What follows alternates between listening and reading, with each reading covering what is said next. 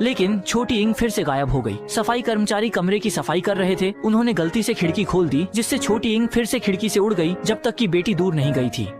वे यात्रा के लिए तैयार थे, लेकिन लड़की को सर्दी हो गई, इसलिए उसे आराम करना पड़ा। लड़की से विदा लेकर तीनों नए सफर पर निकले। उन्होंने जंगल और बड़ी नदी पार की, कई मुश्किलों का सामना किया, लेकिन बेटी को खोजने के लिए बहादुरी से बढ़ते रहे। उसी रात एक साथी गायब हो गया।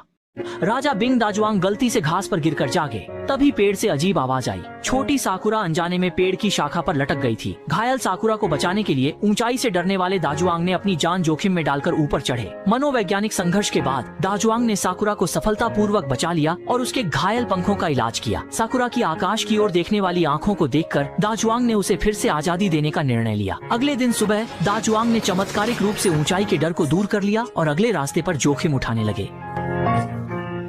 दाजुआंग ने कल रात श्याओ यिंग से मिलने की बात दंपति को बताई, लेकिन माँ खुश नहीं थी। क्यों? हर कोई बेटी से मिल चुका था, लेकिन जिसने सबसे ज्यादा प्यार किया उसने नहीं देखा। आसमान में कुछ सीगल्स ने पिता को चिंतित कर दिया, क्योंकि इसका मतलब था कि समुद्र पास है। दंपति ने दाजुआंग से विदा ली और तुरंत समुद्र तट की ओर बढ़े, क्योंकि अगर बेटी समुद्र पार कर गई तो वे उसे खो देंगे। पक्षियों के झुंड में माँ ने एक नजर में ऊंची उड़ती अपनी बेटी को ढूंढ लिया, जो उत्साहित होकर आकाश में उड़ रही थी, मानो एक जीवंत परी हो। दंपति तेजी से आगे बढ़े।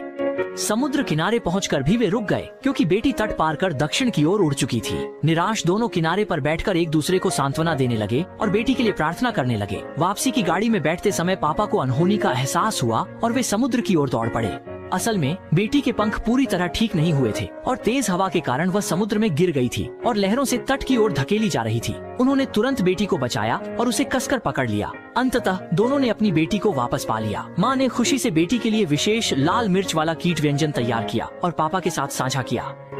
वे पुनर्मिलन की खुशी में डूबे थे, लेकिन थोड़ी गर्मजोशी के बाद फिर संकट में थे, क्योंकि बेटी आकाश के लिए लालसा दिखा रही थी और बार बार कांच से टकरा रही थी, गिर रही थी। पति पत्नी अपनी बेटी को इस तरह नहीं देख पा रहे थे, क्योंकि उनकी मोहब्बत उसे बांध रही थी और वह पिंजरे में चोटिल हो रही थी। उलझनों के बीच उन्होंने उसे आजादी देने का निर्णय लिया।